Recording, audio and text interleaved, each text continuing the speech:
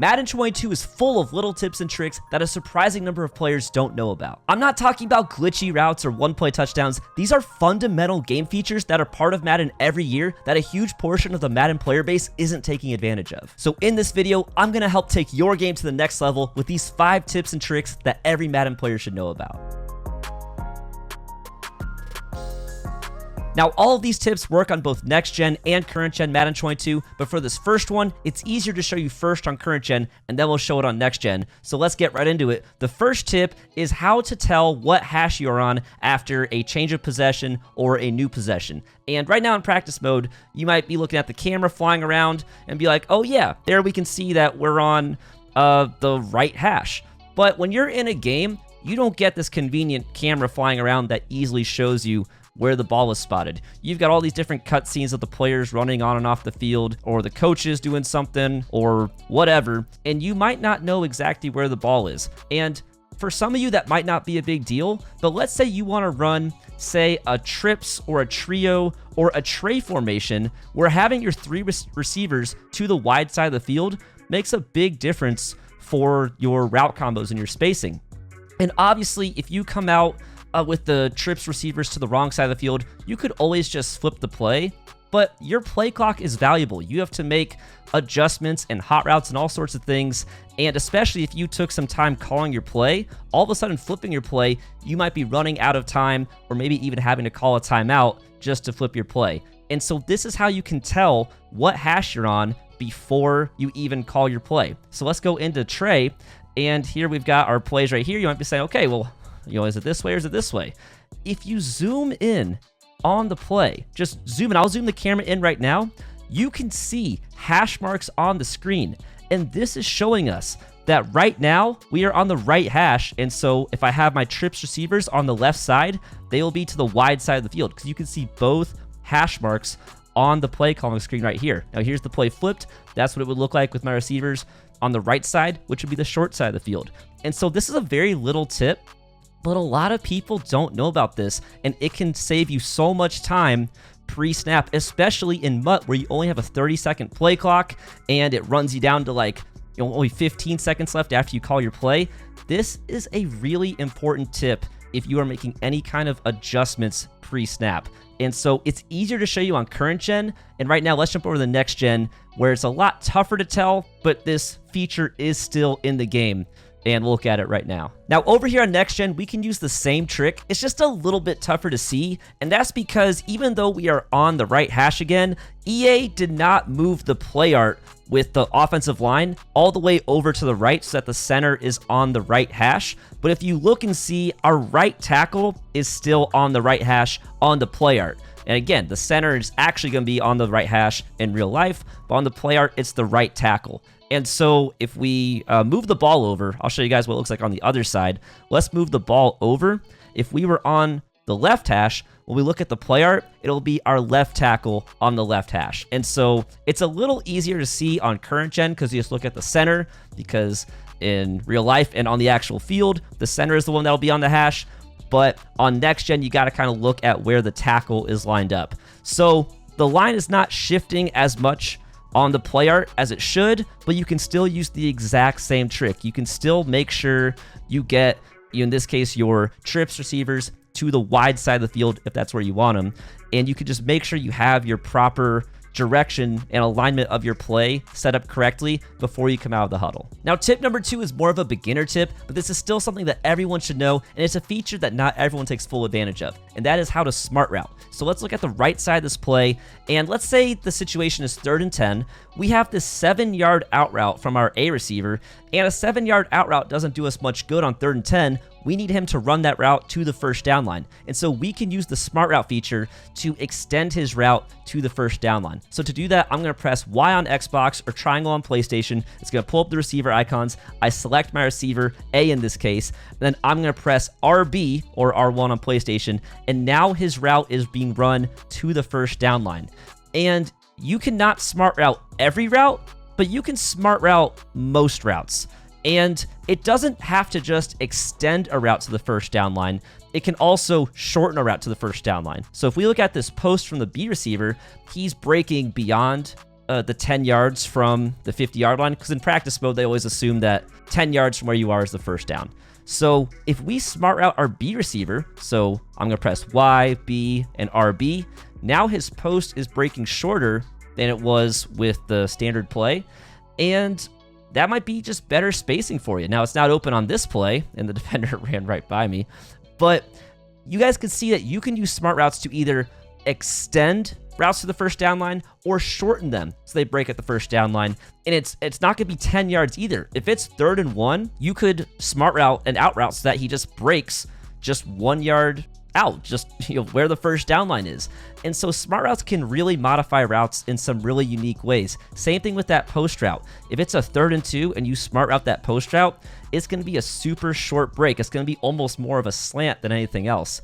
And so play around with smart routes. Try to smart route everything. Not everything will work. If I try to smart route the wide receiver right here, there's a good chance it just won't work. See, I'm pressing RB for smart route. That route from the wide receiver, you cannot smart route. You can't smart route everything, but you can smart route most things. So definitely go into practice mode, find your favorite plays, and see how the smart routes work, because every route is different. Sometimes there's some really funky things that happen with the smart routes, and you might end up finding a new glitchy route.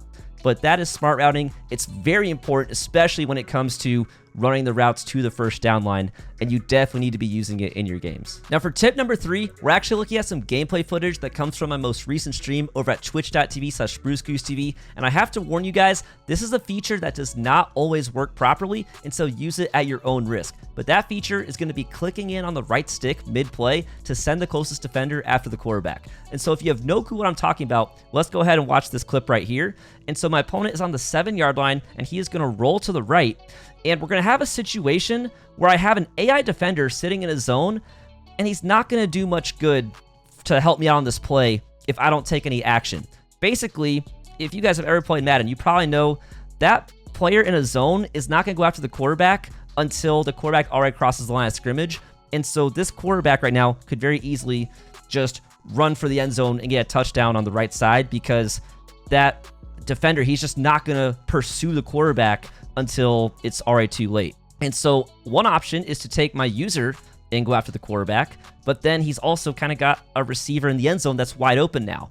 And so how do we stay covering the receiver with our user until the defender kind of sit in that zone that he needs to go after the quarterback? And we do that by clicking in on the right stick. It's a feature that not everyone knows about, but if you click it on the right stick, then in theory, it's supposed to send the closest defender after the quarterback. Now, the reason I say in theory is that sometimes in game, it can really screw things up. It'll randomly send like a deep zone or something, and you can end up having a completely busted coverage and give up huge touchdowns. So it's risky. EA has not fixed it for years now.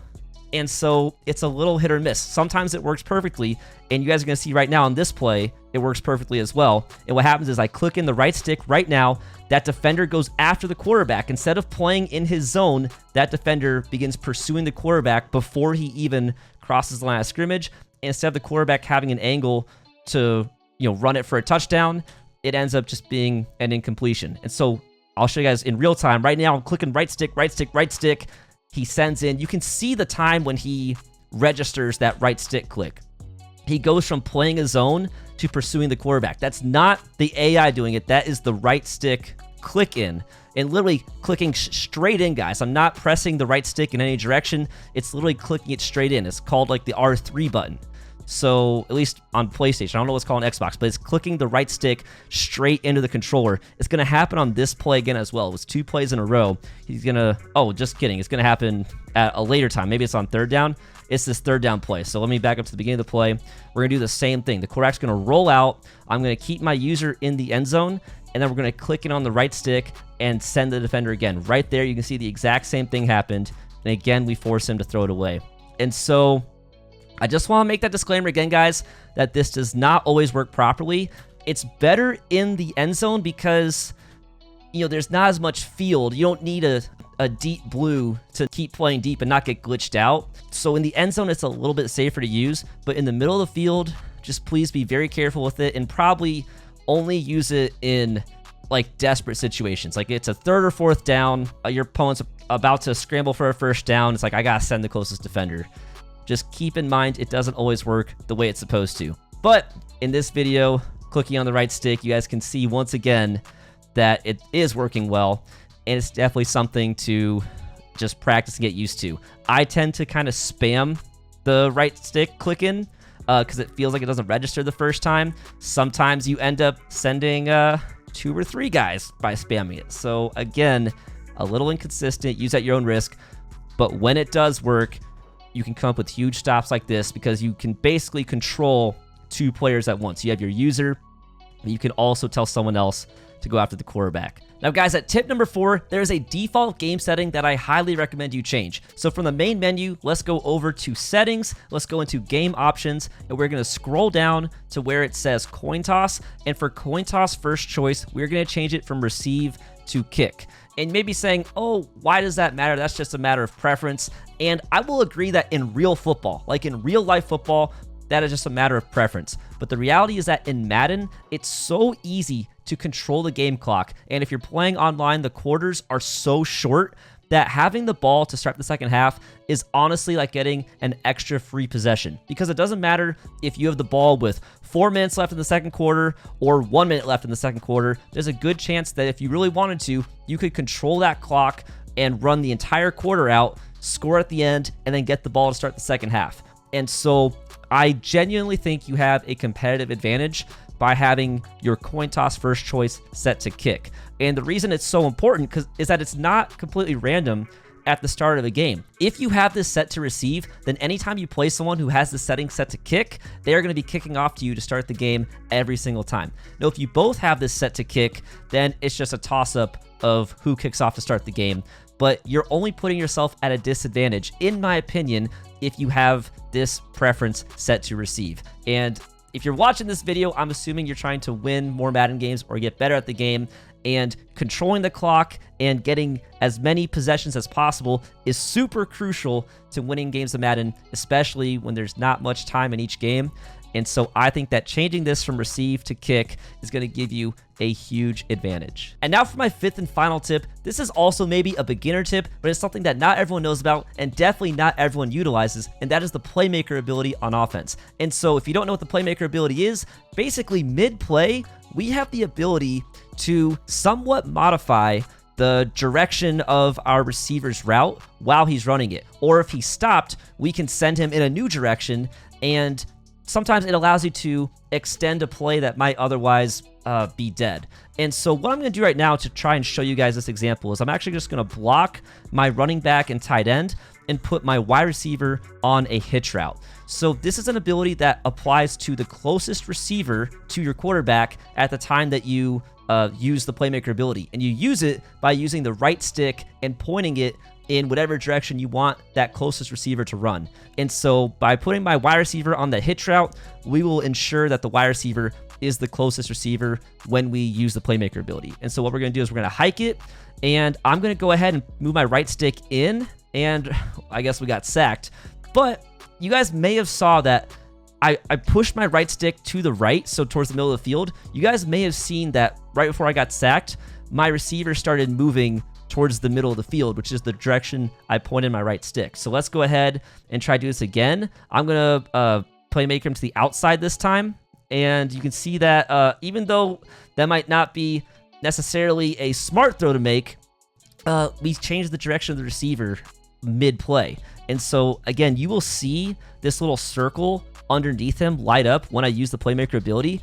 I Playmakered him to the outside, so I pushed my I pushed my right stick to the left, and the circle doesn't show up. On current gen, the circle shows up. In this case, it didn't, but you guys saw that we told him where we want him to run mid-play. And it doesn't have to just be a receiver who's standing still. Let's go ahead and put our running back on a Texas route. And what's going to happen is we can actually Playmaker our receiver straight up the middle of the field. Do you see that right there? That's a really good use of the Playmaker ability. Is he was running his Texas route, and if he just runs his route normally, then he's going to keep running it at an angle. But because we Playmaker him right here, instead of continuing his angle across the field, he cuts it straight up the middle right there, and it kind of splits the zones. We throw the ball, we pass it inside, and now I've got a completion. And so there's so much potential with the Playmaker ability. And where a lot of people use it is, let's go ahead and put my B receiver on a little out route.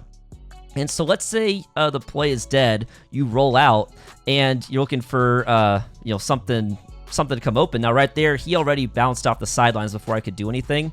Maybe we'll put him on a little like fade route or something. Not fade route, like a little bubble screen. That's what I meant.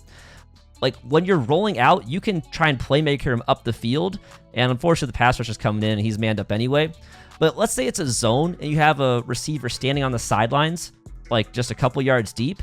You could Playmaker him straight down the field and he'll get like on top of the zone. So like right here, I Playmakered him up the field. That's a good use of the Playmaker as well. So you guys see how he went up the field. Hopefully you saw the circle light up underneath his feet. And what happened was when we Playmaker him, so we stand on the sidelines, we Playmaker up. So I'm pressing up on my right stick right now, pressing up and holding it. He takes off up the field. Now that defender, he has to either go and continue to cover the receiver or come down and guard the quarterback. And because he went after the receiver, it gave us space to run with the quarterback and pick up some yards. And so there's a lot of different ways to use the Playmaker ability. I definitely recommend trying it out in practice mode if you never used it before, but it's a really good ability and not everyone uses it. It can absolutely extend the life of your plays. When it looks like nothing's open, you can start running around with your quarterback, try to Playmaker someone, and you might be able to get someone open. But anyway, guys, those are my 5 tips and tricks that every Madden player should know. If you enjoyed it, please consider liking and subscribing. Definitely check out my other videos, especially the ones on the screen right now. Thank you so much for watching, guys, and I'll catch you in the next video.